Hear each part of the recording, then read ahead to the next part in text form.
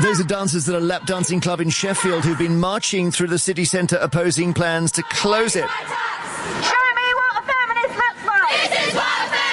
This is what a feminist looks like, say the dancers. Spearmint Rhino in Sheffield is the city's only licensed strip club, and the council was due to decide this week on whether it should remain open. They're under pressure to rescind the licence by people who feel sexual entertainment venues exploit and objectify women and do not belong in the 21st century.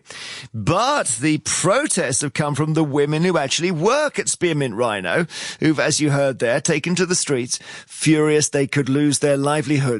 They feel their right to work wherever they choose should be respected. This is one of the dancers speaking to the BBC about what they do. It's given us a lot of us motivation that we need to succeed in other areas in life, and it's also helped a lot of us to fund things like degrees, different courses like personal training courses. People have started their own businesses from doing this, and without the opportunity of making the money that you want to make, it wouldn't have been possible for a lot of people. Now, the decision over whether to renew Spearmint Rhino's licence in Sheffield was due this week, but has been delayed after the council was handed footage which allegedly shows sex acts being conducted inside the club. That's now being investigated, so that's another layer to this. In a moment, we'll hear both sides of the argument. Are strip clubs an archaic and outdated form of men's entertainment that treat women's bodies as nothing but objects? Or should the choice of the women who work there be respected and the club left alone? 08000 288 291. Email vine@bbc.co.uk with your thoughts. We'd love to hear from you on this. Very tricky for the council. We speak first to Liz Roberts, political reporter for BBC Sheffield. So they've got to make a really tricky decision here. Yeah, and this is something that comes up every year. I mean, a condition of the licensing for this club in Sheffield is that it has to renew its licence every year. So this is not an argument that has suddenly arisen just this year. Every single year there is a campaign for the licence to be removed, and every year it gets relicensed, or has done so far anyway. So the council in licensing, though, there are certain things that it has to take into consideration, like location, the way that it's managed, by who.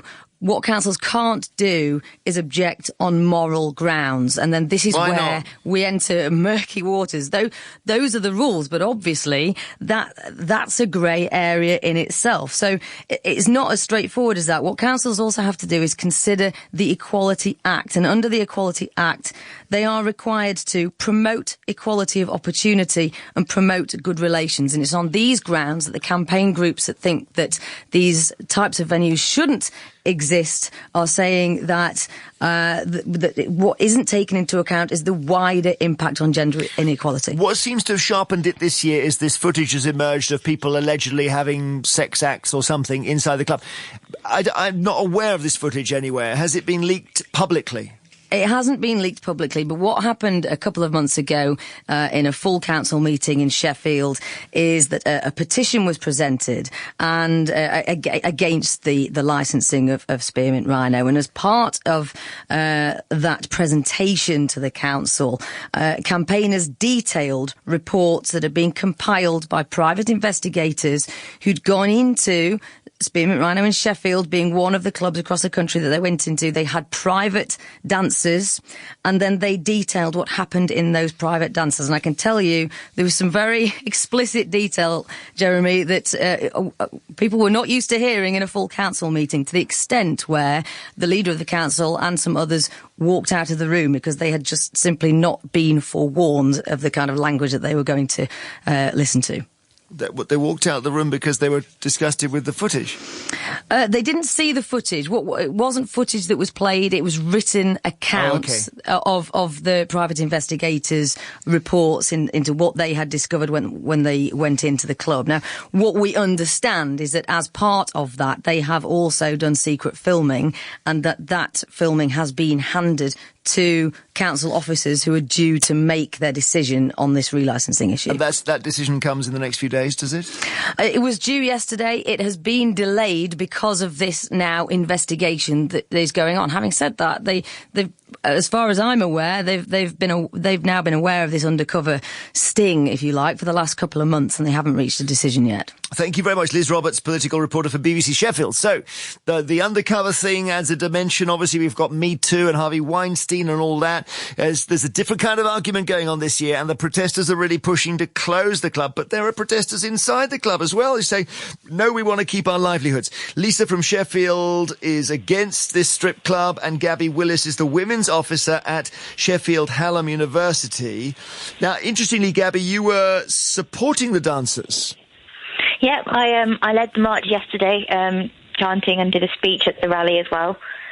Because normally, now I've got to deal with my own sort of thoughts that you would be, as the women's officer at Sheffield Hallam, you would be protesting against the strip club, but it's the other way round. Yeah, this is a question that I've been asked a lot, actually, being interviewed about all of this, and I find it quite surprising, actually. Kind of, as students, we support the rights of people to be able to do what they want with their bodies, and to have bodily autonomy and to have that freedom.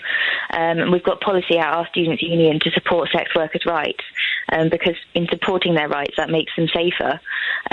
So that's why I'm so heavily involved in this. Understood. Lisa from Sheffield, what do you disagree with there?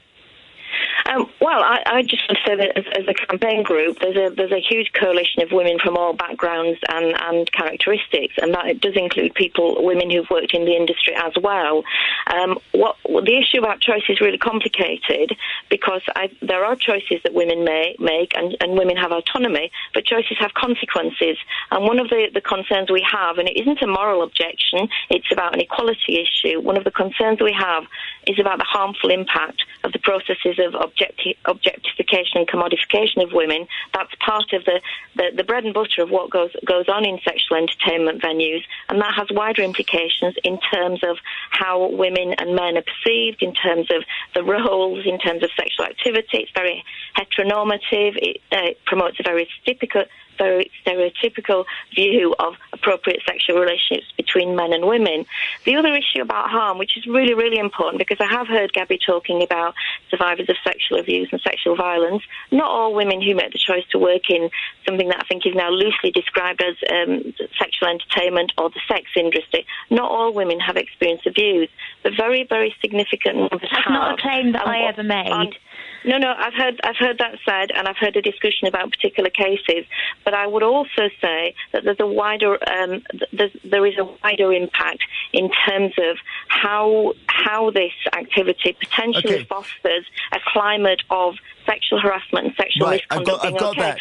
You said that. Yeah, okay. Of sexual harassment from within the club itself. Can I just go back to Gabby? That's a good point, Gabby. Just to truncate it slightly, that the way a woman behaves with a man, one woman may cause the man to behave in a terrible way to another woman. Jeremy, can I ask Gabby for her answer? Sure. That's blaming women for what happens to them. If you say that the way a woman behaves with one man causes something to happen to another woman, it's a man. Well, it's clearly the man. It doesn't really matter. It's just that one thing causes another. That's the point that Lisa was making. I think it's a soup in which we all swim together, and there's something about the cultural kind of messages that it gives at a time when we know that sexual harassment on university campuses is right. There's no evidence that sexual violence is reducing, and those sorts of things. I think that's the point. Sorry, Gabby. Gabby, we're listening. Misogyny causes violence against women, not women doing what they want with their bodies. And I think that it's a shame that we've kind of all become so divided as feminists on an issue like this, where we should be fighting kind of all for the same thing, which is for women to... You've slightly taken the heart out of what I tried to say there. So let me just try again. Would you be happy, Gabby, having blokes at the university who spend half their time in strip clubs? If they want to, yeah. You happy with that? Lisa, are you happy with that? Well, I can tell you that we have had male students and female students as well come and talk with us, and some of whom are quite frightened of raising these issues because of this overall, the message that it's okay. It's more complicated than it sounds in these short sound bites. But we have had men and women coming to us and saying that they feel very uncomfortable. We have had large numbers of women, some of whom have worked in the industry, some of whom have not, who will say that they will they have avoided and will avoid the area in which Spearmint Rhino is located, and that they have also had experiences of inappropriate conduct outside around the vicinity of that club. I have also very recently had a woman who said to me that she thought it was better that women were dancing in strip clubs because that would stop them raping women.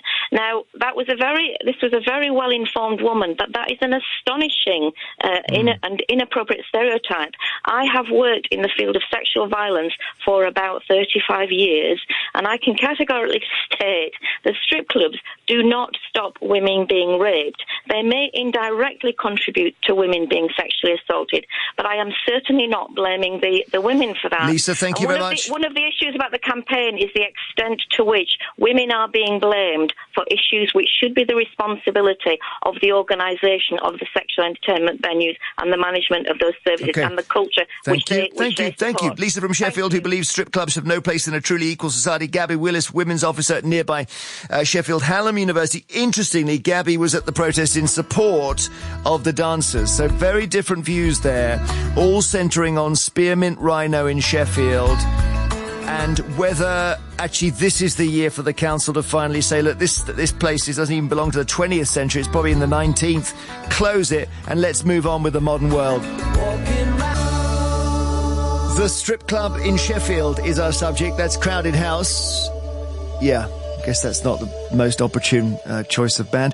Peter from Mid Wales emails, in an age of equality and equal rights, no one should be able to tell adult women what they can and can't do with their bodies. That's fundamentally the discussion we were having. Such an interesting talk with Lisa and Gabby. Totally disagree on whether actually the strippers in the end, or the female dancers maybe I should say, should be the ones who decide. That if they don't feel their rights are being infringed and they don't feel they're being exploited, that's it. There isn't anywhere else you go with the argument. Pam Bartholomew in Rainworth, Nottinghamshire says the people who are protesting against this club have got a cheek. The girls have chosen that lifestyle. They have rights too. No one can decide what a woman does with her body apart from the woman herself. There we go. The argument against, in case you missed it, was somewhat that maybe the bloke, the customer, is somehow triggered by his contact with the woman in the strip club to go outside the strip club and behave unpleasantly elsewhere, in summary. Lee Swords is in Sheffield. Have you been to the Spearmint Rhino, Lee? Yeah, several times, yeah. Great night. With your wife? Yes, yeah. Okay, so it's quite above board. With friends. Yeah. It is all above board, yeah. And it is a cracking night. Really? It's a very, very safe environment. It's a very safe club. The doormen are fantastic, very professional. And if I wanted a safe night, or guaranteed no violence, no drugs, no, it's a great night. Yeah, it is an erotic environment, but we're all adults. I haven't been there, but I'm imagining is it lap dancing or stripping or both? No, it's a pole dancing club. So you've got a stage, You've got a pole, you've got girls that do a little twirly dance. You have a drink, and it's great fun. And do they take everything off? If you have a private dance, there is a nude lap dance. Yes. Right. And if you have one, does your wife complain? No, she has one with me. So because she goes in the room with... Right. Yes. Okay. Yeah. Very tolerant. We're a couple. Okay. Yeah. She doesn't say get your eyes off her. No. It's a modern world.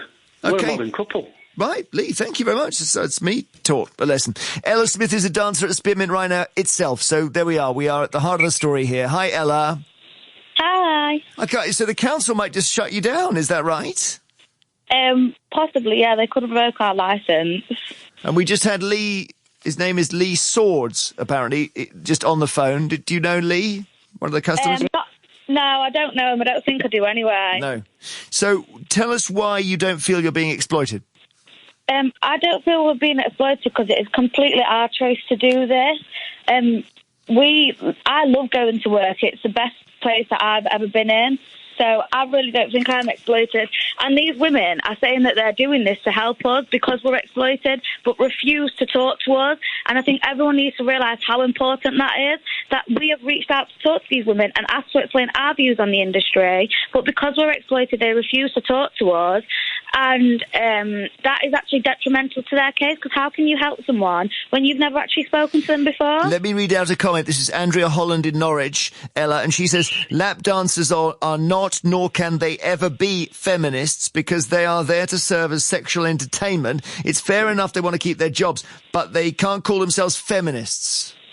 Okay, I'm not huge into feminism, but I would say that we can call ourselves feminists, because we're about appreciating the female form. It may be a form of sexual entertainment, but at the minute in modern day society, mental health is absolutely rifle. Like, it is so high at the minute, the issues with mental health surrounding body confidence and body image, and this is due to Instagram and social media that put these pressures on girls to look a certain way. If girls come into the club, they can realise that actually cellulite is normal, stretch marks are normal, people look different, people have bigger tummies, bigger bums, bigger boobs, anything. No one looks like they do on Instagram. And I actually think strip clubs help promote a healthy body positivity image. We don't all look perfect, we all have little bumps and niggles, and we're all proud of it. So I actually think it can help promote mental health. Understood. Do you feel when you are in a dance or a strip and you've got a bloke staring at you, who's in control, you or him?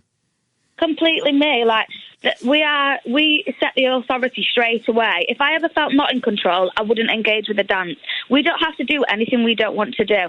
If someone speaks to us that makes us feel uncomfortable, we look at the security guards or we get them over. They don't have to do anything and they'll be out straight away. It is our job and we own it. We are in complete control 100% of the time in that club. All right, here's the one other argument, Ella, which we heard earlier.